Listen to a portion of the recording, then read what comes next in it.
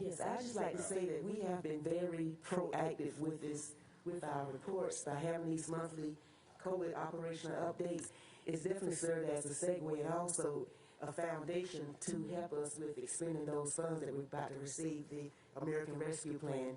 So by having these monthly reports and meeting in small groups and discussing, we have been working towards this the entire year. So it's not like there's going to be a plan and a budget we're trying to all of a sudden complete at the last minute. We have been working on this all year long, and this really is a great foundation to assist in expending those funds accordingly. Thank you. Thank you, Dr. Howard Howell, Mr. Johnson, Dr. Freeman, Ms. Grabowski. A couple things. One, with the school supply list information, I do know that that's usually, are you referring to the list that the teachers give to the parents? Okay. So that shouldn't be anything with CARES Act money anyway, because that's what the teachers are requesting from the But parents. I've heard of bringing disinfectant. Oh yeah, that's toilet every year. paper, Yeah. any number of things like that, and that would be impacted by CARES money. Yeah, that's every year, twice a year at best. For the device returns, I'm glad that we're looking at doing the maintenance on them and upgrading them over the summer. Are we anticipating doing giving all the students a device again in the fall like we have been, or are we looking at just doing it as needed based on their course load? I am happy that you asked that question, because our plan is to distribute devices. And I have said to the staff on September the 9th of 2019, I said, I do not wish to, as superintendent, ever have to go to the board again to ask for a makeup day. And the last storm or weather event we had, everybody was prepared, and we did not have to come to ask for a makeup day, because it worked like we wanted it to. We wanted everyone to be able to work from home. We have the internet devices, you have your devices. Plus, I think it's really important for us to recognize we're here, we're doing this work with devices. Devices are no longer add-ons. They're a part of living. And so we want our young people to be able to use their devices during the day, when they're at home, so that they can engage in learning when it's convenient for them, and to use those devices well. So yes, sir, it is our plan to redistribute devices. Again, they do need to come back so we can clean them up and get them reprogrammed. Okay, I appreciate that. And a couple other things is there have been some studies done of some sort of some negative impact for mental health for younger children with masks. So I'm and there's also a lot of places, including other governmental agencies and private companies, that are saying if you're under a certain age that you don't need to be wearing a mask, because of, not just because of the transmission rate, but obviously it's hard to tell certain kids to keep their mask on. Are we going to have any exceptions, any grade bands on the mask, or is it everybody in the building no matter what? We'll continue unless we see a reason otherwise to look at the science around wearing masks. We've made several adjustments this year because that's what we do. If there's a case where a child simply or a staff member can't wear a mask, then we certainly made those adjustments.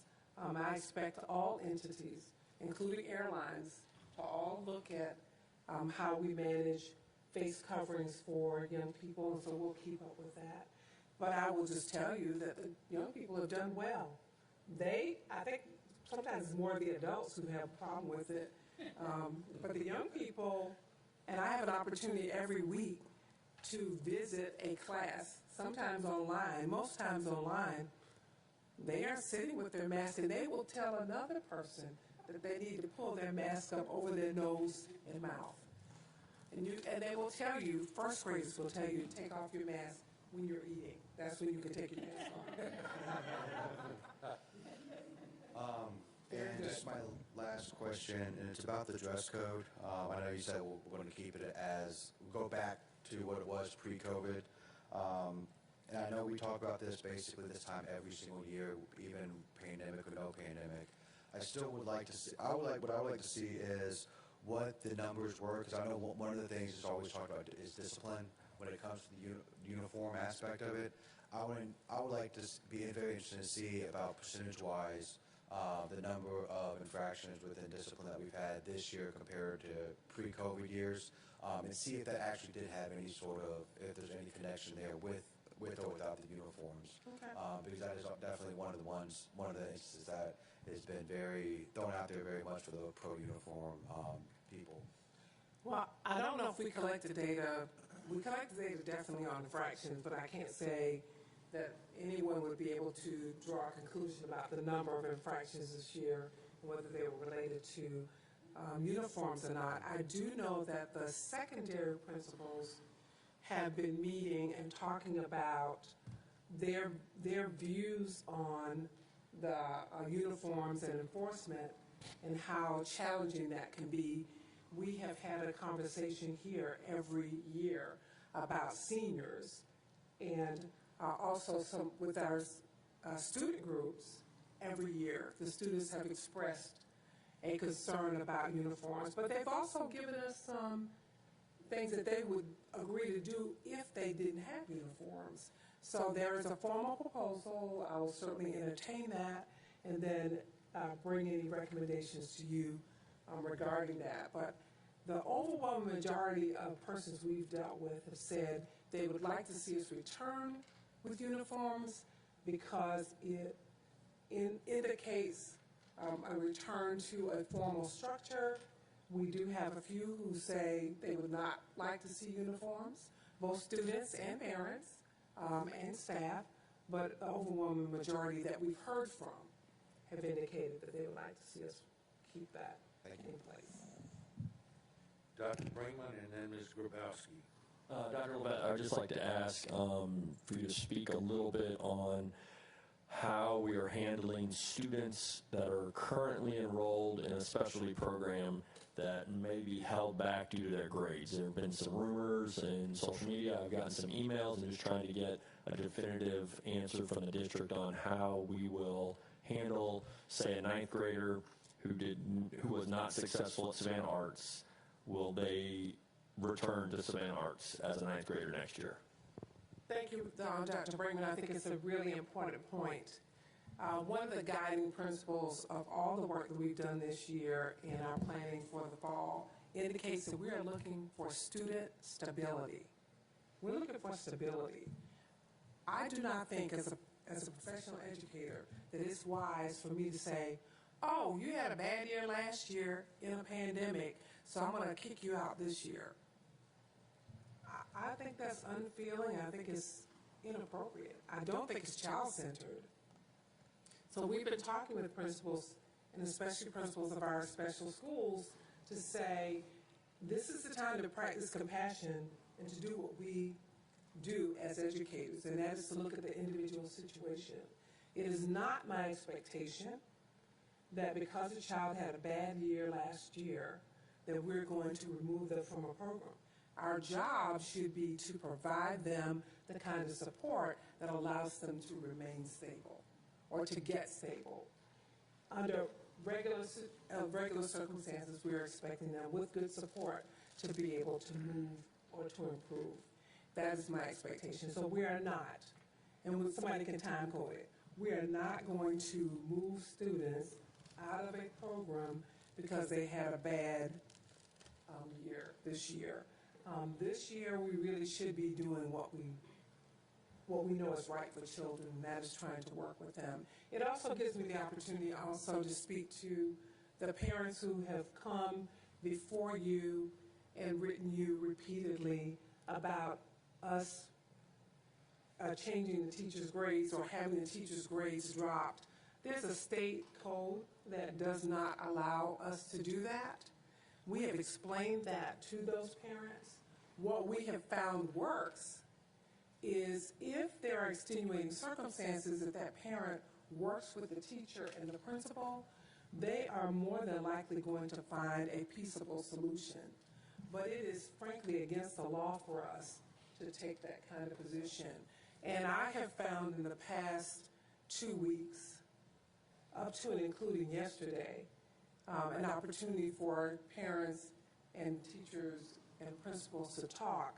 and they are able to find a way to address whatever the grievances are.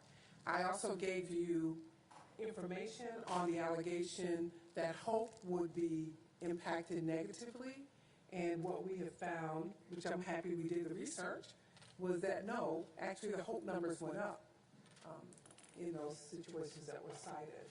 So we encourage all of the parents or students who have a concern about grades to please meet with your teacher and also meet with your principal to address those concerns. Thank you, ma'am. Thank you. Ms. Grabowski? Thank you so much for your report, Dr. Levette. I am super excited to see some of the details that are outlined here. It's just refreshing and just wonderful to see a return to open houses and school supply lists and all of and the uniform policy and all of these, somewhat normalcies that I know we're all very anxious and looking forward to. I do ask that our parents and our students and our community do be mindful that it won't look exactly the same, because we are still in a pandemic, and if we want to get rid of masks, get your vaccine and encourage your friends and families to do likewise, so we can get on the other side of that. But I just wanted to take a moment to express appreciation for the detail that you provided, and looking forward to next fall.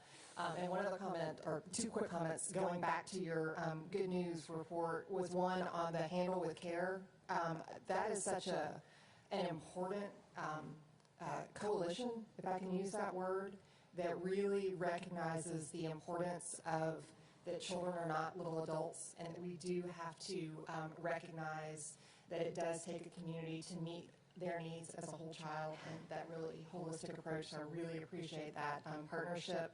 And then also on the grant that you mentioned for the 3 Eastside schools, that is such an amazing achievement, and I have no doubt that application was quite extensive to put together. So thank you to you and your team for that. If I recall correctly from the article in the newspaper, we were one of 9 districts to receive that grant, which I just think is absolutely phenomenal. So thank you and your staff for all of your hard work. Thank you.